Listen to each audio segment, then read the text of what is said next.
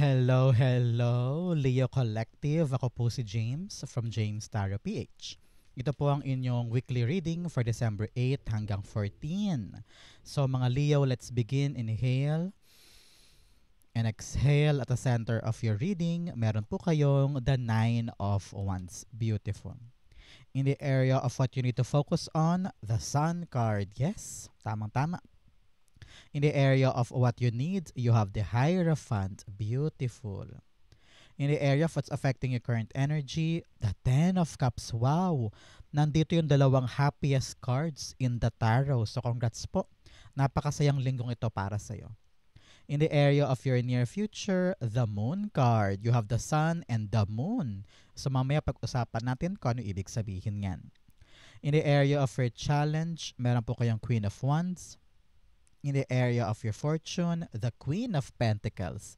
Wow, both queens are here. So, wag kang mag-alala, napakaganda ng Queen of Pentacles mo. Nasa fortune pa. So, congrats po. In the area of your divine messages, you have the Eight of Wands. Beautiful, beautiful, beautiful. At ang outcome niyo po, Leo, for the week, ito po yun. Mamaya sabay-sabay natin siyang bubuksan at the end. But first, mga Leo, thank you po muna sa mga donations po ninyo.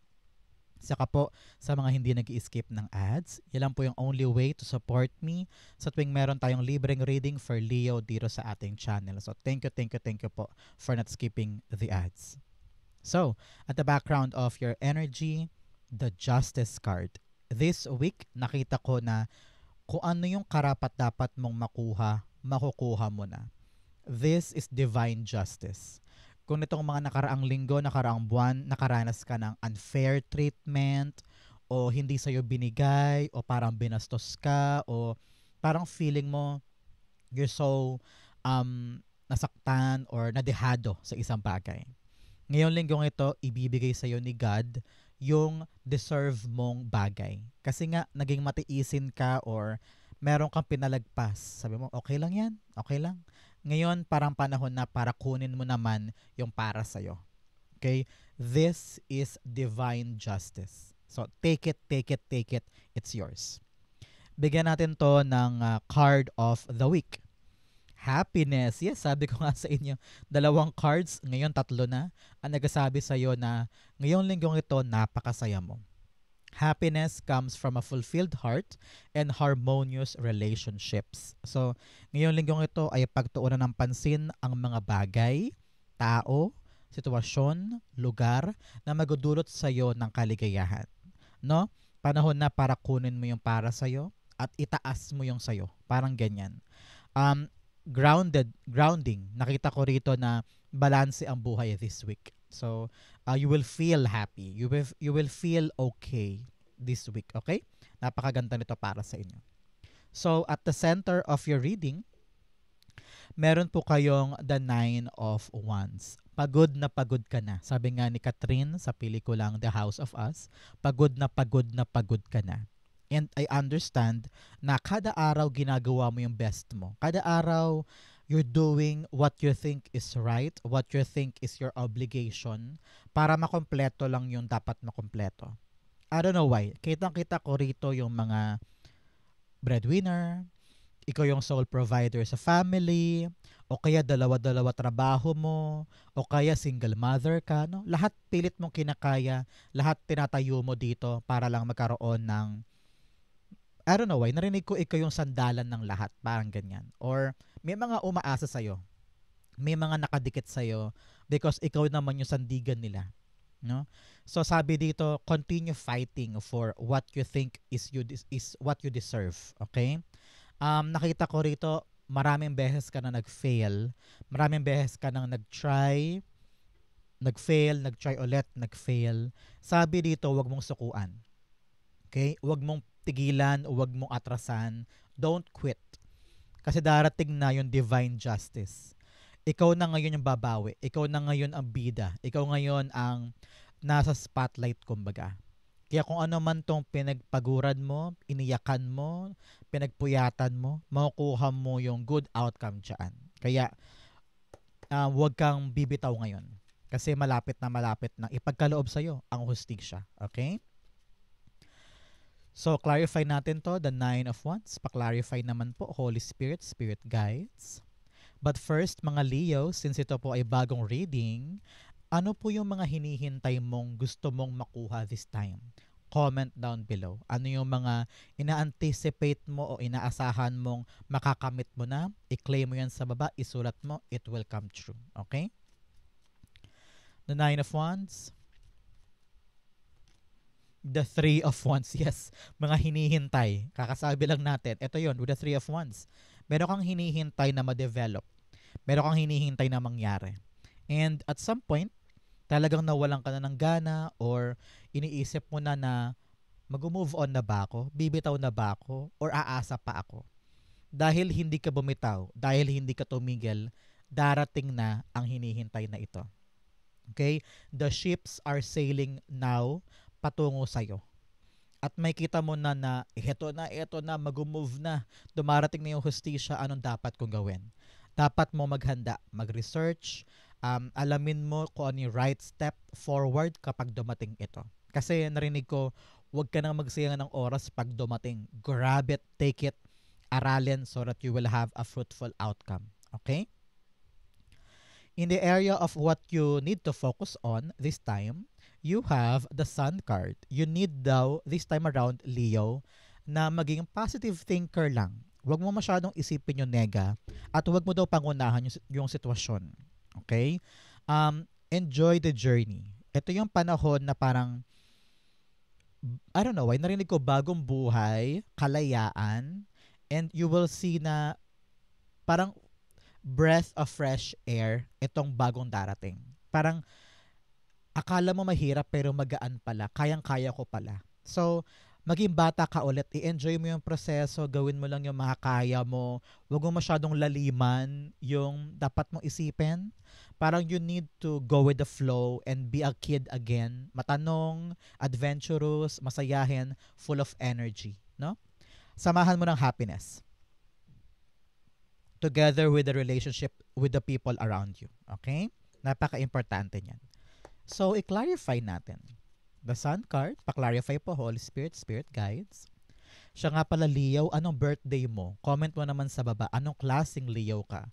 Are you a July Leo or August Leo? Paramihan kayo sa baba. Comment down below your birthdays. The Sun card, ayun, tumilapon. You have the Knight of Cups. Yes, sabi dito, you just need to offer yourself so that they will see yung potential mo. Ipakita mo yung kakayanan mo, ipakita mo yung husay mo, yung galing mo, yung mga experiences mo in the past para makita nila yung halaga mo. Makita nila kung ano yung kaya mong ibigay, ilaan, at ano yung value mo sa kanila. Parang ganyan. If you could just present yourself without alinlangan, without duda, without pagdadalawang isip sa kung ano man ikaw at kung ano yung kaya mong ibigay, kitang-kita mo maging smooth sailing ito. Halimbawa, wala kang trabaho today, di ba? Tapos may nag-offer sa'yo, sabi, uy, Leo, ikaw na nakuha, halika rito, sama ka sa amin. Sabi mo, yes, natanggap na ako. Yes, may bagong dumating. So, you need to rewire yourself na parang, okay lang, relax lang tayo, gawin natin to, kaya natin tong aralin, relax lang. Isipin mo rin kung ano yung mga kaya mong i-offer. Ano yung mga valuable talent mo, skills mo na pwede mong ibigay na magiging kapaki-pakinabang kang member doon para mapatunayan mong sulit yung offer sa'yo. Parang ganon. Okay? So, pag nilay-nilayan mo yan, so you can apply that in your life today. In the area of what you need, you have the Hierophant. You need to have, faith in your values, faith in your philosophies. Ano ibig sabihin nun? Kailangan mo daw panindigan yung mga paniniwala mo, yung mga philosophies mo. Example. Sa isang trabaho, alam nilang lahat doon na hindi ka umiinom, hindi ka gumigimik, di ba? And then one night, dahil nag-overtime kayo, nagyaya si boss, sabi niya, uy, inom naman tayong lahat, treat ko. Pero ikaw sabi mo, boss, hindi kasi ako umiinom pero sasama ako. Pero pinipilit ka niya, inom ka naman, Leo. So you need to stand your ground. Kung ano yung paniniwala mo, kung ano talaga yung pinapanindigan mo, you need to show them that you have values, you have morals, you have philosophies na talagang nakadikit sa'yo. Parang ganon. Bigyan pa kita example. Halimbawa sa opisina, naniniwala ka na office supplies should be in the office lang. And then nakikita mo yung mga coworkers mo nag-uuwi ng um, typewriting, nag-uuwi ng ballpen, nag-uuwi ng folders. Ikaw hindi mo gagayahin kasi meron kang pinapanindigan na paniniwala. Parang ganyan. Okay? So stand your ground. Use your values and philosophies para makita nila kung gaano ka ka-integridad at ka-dignidad ika nga. Okay? The Hierophant, clarify natin. The Hierophant is being clarified by the Moon card. Dalawang beses lumabas ang Moon card. Nakita ko rito, maraming mga bagay ang hindi sigurado. Maraming mga bagay ang magpapalito sa'yo.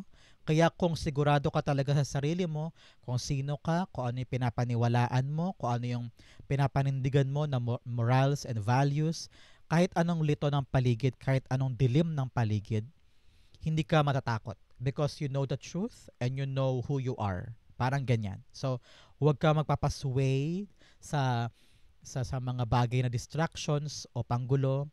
Huwag kang malito. Fight for who you are and fight for what you think ay tamang gawin. Okay? Because nakita ko rito, baka mag-fluctuate yung emotions mo, mag-fluctuate yung paniniwala mo. So, stand your ground. Stand your ground with integrity and dignity. Okay? In the area of what's affecting your current energy, meron po kayong the 10 of Cups. 10 of Cups is happiness. Talaga namang. 1, 2, 3. 3 cards are talking about your happiness. So, sobrang saya mo. Hindi lang ikaw, kundi buong pamilya.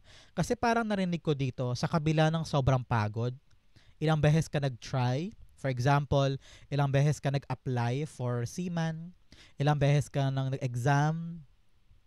Ilang beses ka nang sumugod doon at nagpasa pero paulit-ulit. Biglang boom. No? Meron kang wish na matutupad at sobrang saya ng pamilya mo para sa'yo. So, nakita ko rito na hindi lang ikaw ang nahandugan ng magandang blessing dahil sa hinihintay mo, kundi buong pamilya din. Kaya, nasa isip mo ready ka to fulfill whatever this is, kahit na pagod, hirap na hirap. Kasi, para sa pamilya lahat. Para sa anak, para sa kinabukasan, para sa bahay. Nakita ko meron kang binibentang bahay or binibiling bahay or pinapaayos sa bahay. Kaya hindi ka sumusuko, laban ka ng laban, no? Nakita ko rin for the maintenance, for retirement, no? Marami kang iniisip para sa pamilya kaya lumalaban ka. And sa pagdating ng blessing na ito, you will now fulfill, masusupply mo na yung pangangailangan ng pamilya na gustong-gusto mong ibigay sa kanila. So congrats po. A family wish will be granted. And nakita ko rito fortune after difficulty. Sa lahat ng pinaghirapan mo, pinagdusahan mo, may darating na magpapaangat mula sa mga pain na yan. So congrats po. I-claim mo na to, Leo. I-claim mo to. Family wish is happening. I claim it. Family happiness is here. I claim it. Okay? 10 of Cups being clarified by the 8 of Wands. Wow, 8 is abundance. I-claim mo yan sa baba, abundance is mine, abundance is mine. With the 8 of Wands here, sinasabi na yung spirit guides, yes, may darating talagang good news na magpapalundag sa buong pamilya. Halimbawa, na-approve na yung loan, lilipat na kayo, mag-migrate na kayo, o kaya yung bahay, tapos na yung utang, o kaya yung nakasanglang property ay okay na makukuha mo na, no? So, this good news will benefit the family at nasa tamang direksyon daw kayo. Kaya ngayon, focus ka, Leo. Focus ka on what matters the most. Huwag kang malilingat, huwag kang malidistract para maayos mo to at makuha mo in your life. Okay? In the area of your near future, meron po kayong the Moon card. So, sabi na yung spirit guides, in the near future, the answers will come. Yung mga dating malabo, yung mga dating, bakit ganto? Ba't ganto ang buhay namin? Bakit ako natanggal doon? Bakit niya ako iniwan? Marami kang questions, kung ano-ano man yan. And your spirit guides are telling you, darating sa'yo ang sagot sooner than later. And you will realize, God did it for me. Binibigay niya sa akin yung hustisya para sa akin. Kung dati iniyakan ko to, kung dati hindi ko sure kung saan ako pupunta, kung anong dapat gawin, kung anong kakahinatnan, darating lahat ng kalinawan dyan. And you will realize, gets ko na po God. At magdudulot yan sa iyo ng happiness kasi panatag ka na. Kasi naiintindihan mo na yung saysay ko bakit kailangan mo pagdaanan lahat ng yon. Okay? Someday, things will be clearer and things will make sense. Okay? The moon card is being clarified by the Seven of Pentacles. Yes, lahat ng mga bunga na aanihin mo ay magbibigay sa'yo ng kaliwanagan tungkol sa mga questions in the past. Example, dati pila ka ng pila sa isang trabaho, gusto mo maging nurse. For example, nursing graduate ka. And then, walang trabaho. Talagang wala ka mapasukan, walang slot. Tapos yung mga abroad pa, napakamahal na mga requirements, wala kang ipon, halimbawa. So, parang, ang dami mong questions, sabi mo, God, bakit ganun? Nag-nursing pa ako, pero wala naman pala akong nakuha. Biglang boom, no? May bagong dumating na new job, new opportunity, na malayo sa nursing, for example. And then, dito ka in the near future, for example, nakabili ka na ng bahay, kotse, nabayaran na yung mga utang sa ibang trabaho mo na hindi ka nursing. And then doon, marirealize mo, siguro nga kaya hindi ako naging nurse kasi ito yung para sa akin. Pero at least, nagbunga yung mga pinaghirapan ko. Yung mga hinihintay ko, yung mga wini-wish ko, nakuha ko pa rin, pero sa ibang paraan. And that will give you happiness. Will give you parang kapanatagan kasi hindi ko man nakuha initially yung gusto ko. Nag-detour May binigay sa'yo na magpapaliwanag para sa'yo. Parang ganyan. So here, whatever you're trying to work hard for dahil hindi ka sumuko sa buhay, may darating na bagong bagay na talagang ikakasabik mo. Family will very, very happy. Yaan ang tamang direksyon at magiging meaningful na ang bagay na ito for you kasi you will understand the truth. Okay? So, i-claim mo yan. In the area of your challenge, you have soul mirrors. Napaka-importanting mensahe nito. Kung ano yung mga bagay na pinapakita mo, yun din ang gagawin sa'yo. For example, hinahayaan mo yung lover mo na yan na lokohin ka, kaya lolokohin ka niya lagi. Parang ganon. Kung hinahayaan mo yung anak mo na palasagot, talagang sasagutin ka rin yan palagi. So, whatever you're doing and letting people sa buhay mo, yun ang patuloy nilang gagawin sa'yo. So, you need to make sure na kung ano yung pinapakita mo at hinahayaan mo, ayun din talaga yung gusto mong ibigay sa'yo. Okay? Now, the message you have shadow alchemy, turn shadows into gold by shifting your awareness, empowerment, and rebirth. Kung ano yung mga bagay, yes, sabi ko nga sa inyo kanina with the nursing example, kung ano yung mga bagay na masakit, mapanakit, yung parang sobrang frustrating, baguhin mo yan, i-reshape mo into your power. Sabihin mo na lang, siguro may gustong ibigay sa akin si God na iba. Yun na lang ang pahalagahan mo, parang ganyan. So, talaga nagbabagong buhay ka, pinapalakas mo yung sarili mo from the negative thing that happened for you. So, gamitin mo siyang armas para ma-appreciate mo yung bagong buhay mo. Okay? In your challenge pala, you have the Queen of Wands. You need to be brave enough and confidence. Yun ang kailangan mo this time, Leo. Okay? Pagkatiwalaan ng sarili, huwag i-down ng sarili. Kapag pumasok ka sa isang kwartong punong-puno ng tao, huwag mong maliitin ang sarili mo. Taas noo. Ipakita mo na belong ka dyan, kayang-kaya mo yan, and you are smart enough, beautiful enough to be there. Okay? Nakita ko dito marami nagyayaya sa'yo na lumabas sa mga party, sa mga reunions, no, this week. So sabi na yung spirit guides, parang ayaw mo lumabas, parang ayaw mong pumunta. Kasi siguro nahihiya ka or wala kang matinong damit, wala kang siguro pera, no? Pero sabi dito, you need to be sociable enough. Ipakita mo kung sino ka, huwag ka matakot, huwag mo ikahiya kung sino ka, okay? The Queen of Pentacles, clarify natin. The Queen of Pentacles, the Queen of Wands rather, is being clarified by the Two of Pentacles. Yes, you need to decide. You need to open yourself and go out, have fun. Hindi laging nakasubsob ka sa trabaho or nakasubsob ka sa mga inaalagaan mo. You need to really be free para maging balanse ang buhay mo. Kung sa buong linggong ito nagtrabaho ka, biglang may nagaya sa'yo na Uy, Leo, labas naman tayo sa Sunday. Sabi mo, ay, ayoko, pagod ako. Or ay, ayoko lumabas. Pero gustong-gusto mo naman dahil lang nakatutok ka sa isang bagay kaya ayaw mo lumabas. So, mag-have fun ka naman para makahinga ka at makalanghap ka ng sariwang hangin at makabitaw ka panandalian sa mga inaasikaso mo. Balansehin ang buhay and go out. Be sociable. Enjoy your life. Okay? So, kanina sabi ko, i-explain ko si Sun and Moon. So, kung ano man yung mga malabo, akala mo hindi ka na makakaalis dyan, temporary problems lang yan, at lalabas din yung kaliwanagan sa buhay mo, at nagiging masaya ka na ulit. Yun yung meaning nun. So, kung ano man ang kinakaharap mong problema ngayon, Leo, temporary lang yan. Makakabawi ka na. Okay? Especially here, in your fortune, you have rainbow blessings. Wow, wow, wow, wow. Kapag nakakita ka ng rainbow, Leo, after watching this video, talaga namang para sa'yo to. Blessings are showering your life. I-claim mo to, sayong-sayo to. May blessing kang paparating. Claim, claim, claim.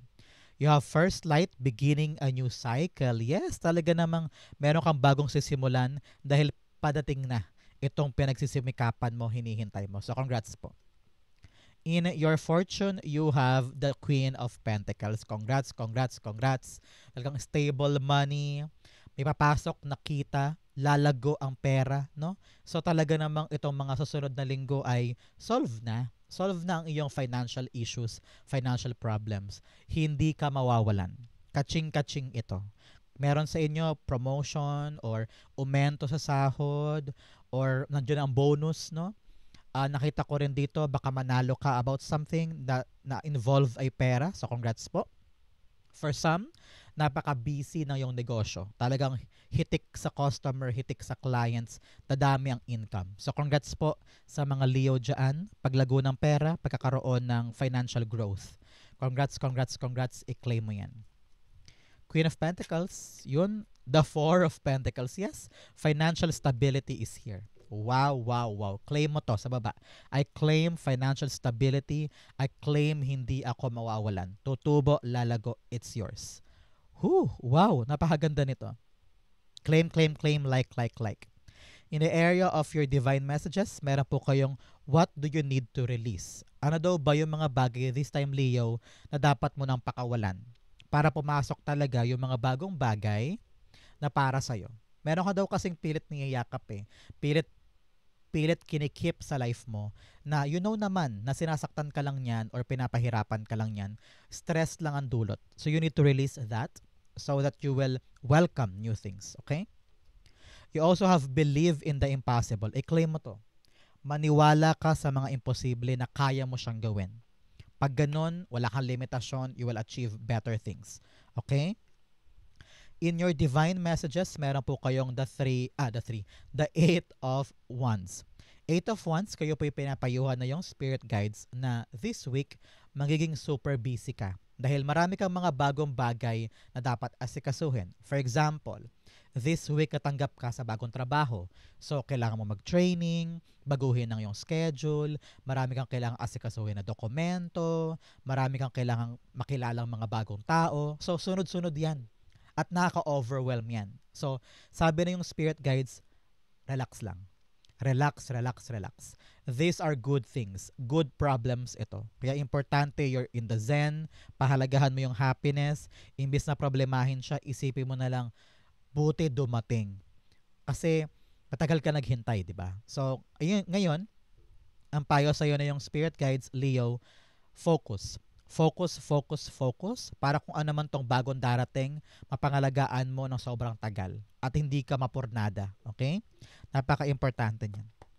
Clarify natin ito. The Eight of Wands being clarified by the Ten of Swords. Yes. Para makawala ka na doon sa mga painful past or painful experiences, kailangan talaga tayo ay susugod, lalaban, dire-diretso lang. Wala tayong time para huminto at damhin yung bigat, damhin yung pagkabagsak or damhin yung pagkalubog sa kumunoy. Pag lumubog ka sa kumunoy, bangon agad, laban, sugod sa mga bagong bagay. Huwag mong gamiting excuse yung pagkadapa mo. Okay? You need to move forward and fight for yourself. Okay? Huwag ka nang babalik dito sa pagkadapang ito. Laging lalaban, laging susugod. Gamitin mo tong inspirasyon. Sabi mo, hindi na ako babalik dyan sa pagkadapa na yan, sa pagkalubog na yan. Lagi akong lalaban for my life. Okay? Especially kung ikaw ay may mga anak o ikaw ay may mga binubuhay, di ba?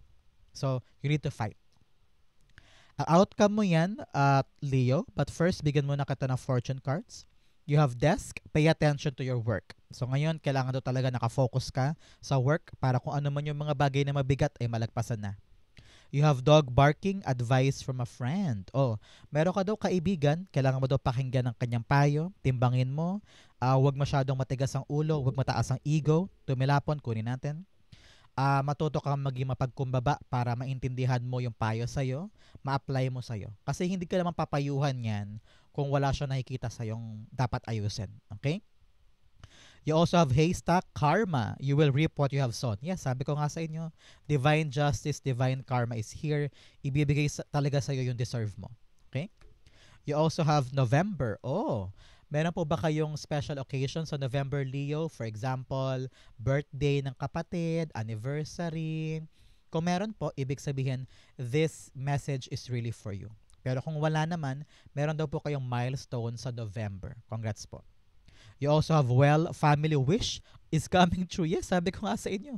Meron ka talagang pampamilyang wish na matutupad this time. So, happiness is coming with your relationships, with your loved ones. It's yours. I-claim mo to. Good news, good news, good news. So, ang outcome ni Leo for December 8 to 14, Ace of Wands. Wow. Wow, wow, wow. Talagang new life, new beginning, new level para sa iyo at sa pamilya mo. Some of you are talagang promoted, justice yon, or getting this valuable opportunity na nagpapanumbalik ng spark o ninga sa buhay mo. No? Meron sa inyo makakaisip na isang malupit na idea. Sabi mo, ay, try ko kaya yun. Ay, gawin ko kaya yan. Bigla kang sisigla. Dahil sa idea na ito, sabi mo, yes, subukan natin, baka eto na yun, eto na yun, eto na yun. One more push with the 9 of Wands, biglang gagana. Sayong-sayo yung outcome dahil hindi mo to sinukuan. So, nakita ko sa inyo, meron kang malupit na diskarte na good ang result. At eto yung magpapabago sa isang paulit-ulit na sistema, paulit-ulit na pattern, may hinto na yun at papasok ka na sa new life mo. For example, meron kang pinipilahang trabaho pa ulit-ulit, pabalik-balik, biglang boom, nakaisip ka ng bagong idea na, ay, what if dito ako mag-apply? Biglang boom, gumana, natanggap ka. Parang ganon. So, out with the old, in with the new. Congrats po. The Ace of Wands, clarify natin. You have the King of Swords. Yes, King of Swords, kailangan daw talaga panindigan mo tong plano na to, Leo. You have a plan, you have a strategy, you have an idea. And you need to be smart enough and strategic enough para tong planong to ay planchado, doable, workable, at kagana for you. Okay? Kaya ngayon, maging matalino ka, pairali ng isip kaysa emosyon. Nakita ko rin dito, panindigan mo to because this is something good for you.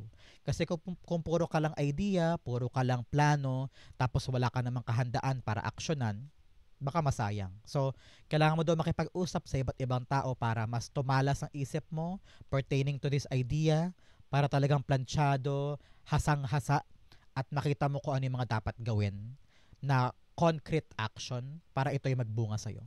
Okay? Ask other people. Magnilay-nilay ka o kaya magtanong-tanong ka para makapag-generate ka ng tamang action dito. Okay? Napakaganda niyan for you. So, Leo, ito po ang inyong December 8 to 14. Saan po kayo nakaresonate? Comment down below and I'll be reading your messages. Thank you again for watching hanggang dulo, Leo. I love you. This has been James for James Starter PH. God bless everybody.